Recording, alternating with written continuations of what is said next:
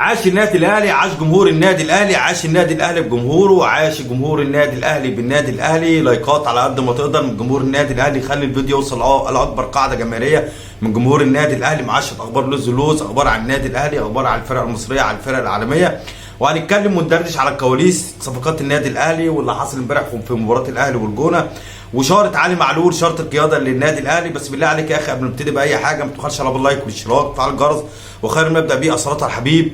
اللهم صل وسلم وبارك على سيدنا محمد وعلى اله وصحبه اجمعين. اذا عجبك الفيديو اوعى تبخل عليا باللايك، ما عجبكش الفيديو برضو ما تبخلش عليا باللايك، ما تضيعش مجهودي. لايكات على قد ما تقدر، خلي الفيديو يوصل لاكبر قاعده جماهيريه من جمهور النادي الاهلي وجمهور نادي الزمالك بتوع الاسطورات الوهميه. خش على الاخبار ونرجع بعد كده على التفاصيل ونتكلم وندردش مع بعضنا. الاهلي ماله عرب يفوز على الجونه بثلاثيه نظيفه، امام عاشور، محمود متولي، ومحمود عبد المنعم كهربا. لاول مره علي معلول يرتدي شاره قياده النادي الاهلي. محمود البنا حكم لمباراه الزمالك وسموحه في الدوري. بعد غياب سنه كامله متولي يشارك ويسجل ورجل المباراه، يعني بعد سنه كامله محمود متولي بيشارك وبيسجل وبياخد رجل المباراه. اصابه عمرو السوليه قبل مباراه الجونه وسيخضع للاشاعه اليوم. سيد عبد الحفيظ اتمنى ان يلعب الاهلي والزمالك في السوبر الافريقي. رسميا يا ابو السيد، ريال مدريد يدوج بالدوري الاسباني. برشلونه لا ناقه له ولا جمل السنه دي، خسر كل حاجه، يخسر من جيرونا 4-2 في الدوري الاسباني. ومشاركه حمدي فتحي، ماله ابو السيد حمدي فتحي يتوج مع الوقره بكاس قطر. سيدات طائرات الزمالك بطلا لافريقيا على حساب النادي الاهلي. كورتوا اخيرا، يا لهوي ماله كورتوا شارك مع ريال مدريد لاول مره هذا الموسم امام قطاش. هالاند يسجل هاتريك في شباك وولفرهامبتون امس. سوبر هاتريك على فكره مش هاتريك. اقول لك يا سيدي مباراه اليوم، المباراه اللي هتلعب النهارده، الزمالك هيلعب مع سموحه الساعه 7، ليفربول هيلعب مع توتنهام الساعه 6:30، تشيلسي هيلعب مع ويست هام الساعه 4، البنك الاهلي هيلاعب انبي الساعه 7، ميلان هيلاعب جنوا الساعه 7، روما هيلاعب يوفنتوس 9:45 دقيقه، برايتون هيلاعب استون فيلا الساعه 4. نخش لك بقى على التفاصيل، قلت لك على الاخبار. لو نسيت دي لايك اديني لايك دلوقتي، ناخد لك كده قصه وحكايه، ولو نسيت تدي لايك ادي لايك دلوقتي ما تبقاش بخيل. في فرق بين الاسطوره الوهميه والاسطوره الحقيقيه. هتقول لي يا ابو سيد احنا سمعنا زمان الاساطير دي حاجات فوق الخيال، يعني حاجات فوق الخيال، حاجات ما بتحصلش، صح كده؟ فجماهير الزمالك اي حد بيعمل اي حاجه بيسموه اسطوره، معنى كده ان ده اسطوره وهميه.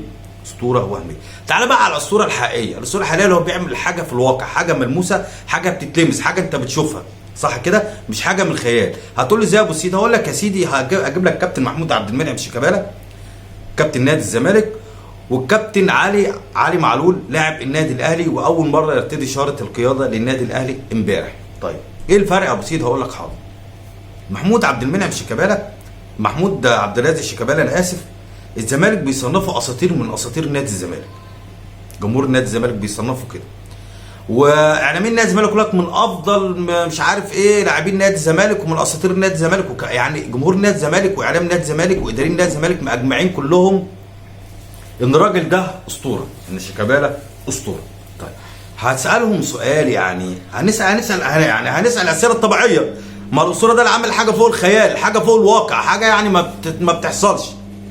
طيب هو الكابتن محمود عبد الرازق شيكابالا قائد نادي الزمالك والاسطوره اللي هم بيقولوا عليها. طيب هنقول لهم هو خد هداف نادي الزمالك في موسم من المواسم؟ هتقول لي يا ابو سيد لا. طب اقول لك هو خد هداف دوري ابطال افريقيا مع نادي الزمالك؟ لا. طب هو او ساهم في البطوله؟ لا. طب هو ساهم في بطوله الكونفدراليه اللي خدوها بالتحكيم في 2019؟ لا. طب هو حتى سجل هدف ولا هدفين؟ لا. طب هو يا ابو السيد خد هداف الدوري في موسم من المواسم مع نادي الزمالك؟ لا. طب هو اعترف بره ونجح في الاحتراف وكان مسمع والدنيا زي محمد صلاح كده او كابتن حسام ميدو؟ لا. امال هو اسطوره على ايه؟ لا هقول لك اصل هو اسطوره عشان بيشتم جمهور النادي الاهلي وبيشتم جمهور النادي الاهلي، وعايز اقول لهم ازيدك من بيت شعر يا جمهور النادي الزمالك ان محمود عبد الرازق شيكابالا ده كان موقع مع النادي الاهلي وكان هيلعب في النادي الاهلي، لولا وكان موقع للنادي الاهلي، لولا النادي الاهلي قال له خد العقد بتاعك. لما قال له خلاص انا عايز ارجع الزمالك، انا هرجع الزمالك النادي الاهلي باتفاق الرجاله المحترمين قال له اتفضل العقد بتاعك وامشي. يعني كان يلعب في النادي الاهلي. ادي الاسطوره الوهميه، لا خد بطولات مع نادي الزمالك، ولا خد هداف مع نادي الزمالك، ولا خد احسن لاعب مع نادي الزمالك، ولا خد احسن لاعب في افريقيا، ولا خد احسن لاعب، ولا خد كل اللي ايه، كل زمالك يعني. بص، اي حد من اعلام نادي الزمالك او اي حد لاعب منسي من الزمالك، اذا كان لاعب كوره او اذا كان اعلامي او اذا كان اداري، اطلع اشتم في النادي الاهلي، خلاص الموضوع خلص.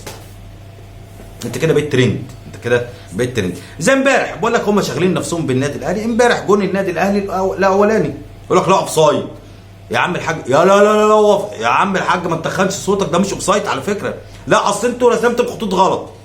بص، اي حاجه في اي حاجه وخلاص، اي حاجه في اي حاجه خلاص. تعال بقى على الاسطوره الحقيقيه اللي هو الكابتن علي معلول، لاعب النادي الاهلي. على الكابتن علي معلول اكثر من صنع فرص في تاريخ النادي الاهلي الكابتن علي معلول. وسيد، هو علي معلول خد احسن لاعب في الدوري المصري؟ ما احنا هنيجي بقى، ما احنا هنقول بقى اللي احنا قلناه على الاسطوره الوهميه الثاني. هو علي معلول يا سيد ساهم في بطولات النادي الاهلي؟ طب علي معلول يا سيد بيجيب اجوان؟ طب يا سيد معلش هنسال يعني سؤال، هو علي معلول جاب يعني عمل اسيستات اكتر من شيكابالا؟ بس خد بالك يا ابو السيد، ده علي معلول وباك، والراجل الطيب محمود عبد الرازق شيكابالا ده وينج. يعني انت بتتكلم اهو. جاب والله دي حقيقه على فكره، ده حقيقه. يعني علي معلول يا سيد احسن من شيكابالا؟ يا عم انا قلت لك الارقام هي اللي بتقول على فكره. فالكابتن علي معلول بعد 288 مباراه بيرتدي شاره القياده للنادي الاهلي الصراحه، والنادي الاهلي احتفل بيه. لا وكمان بقى ايه يعني الحاجه الحلوه اللي عملها الكابتن علي معلول، عشان اوريك اللي ده كابتن وفعلا ابن من ابناء النادي الاهلي ومتربي داخل النادي الاهلي، مش زي جماهير نادي الزمالك لما كانت بتقول لك على التونسي الثاني اسمه ايه، مش عارف اسمه ايه كده، اللي هو مشي ده الولايه بعد حلقها دي، ده ابن 100 عقبه يا عم. هو ابن 100 عقبه بيعمل، ابن 100 عقبه ساب 100 عقبه ومشي عشان خاطر الفلوس، وايه شكيه في المحاكم. فالكابتن علي معلول، لا ويعني كابتن علي معلول لما جت ضربه الجزاء للنادي الاهلي راح لكولر وقال له معلش خلي كهربا عشان ترفع من روح المعنويه يشوط ضربه الجزاء. تقول له كنت معاهم يا سعيد؟ اقول لك كنت معاهم وشفت الصوره، شفت الفيديو اللي راح له علي معلول وقال لمارسيل كولر ان كهربا يشوط ضربه الجزاء، عشان بس نلخص محدش يقول لك انا قاعد معاهم. حلو كده يا سيدي. النادي الاهلي بقى، وعايز اتكلم في حته كمان، النادي الاهلي لما بيلعب الفرق، اي فرق منتصف الجدول او فرق بتصارع، سبحان الله بيرص اللعيبه قدام ال 18، مفيش حد بيعدي نص الملعب، تعال على الناحيه الثانيه لما بيلعبوا نادي الزمالك بيلعبوا مفتوح، مش عارف هل هو ده خوف من النادي الاهلي او هو ده مش قادر افهمها. لاحظتها الصراحه، مش هقول لك امبارح في مباراه البنك الاهلي مع الزمالك، اتظلم وطلع طارق مصطفى قال لك احنا اتظلمنا، والحكم كان متحامل على البنك الاهلي وكان بيجامل نادي الزمالك.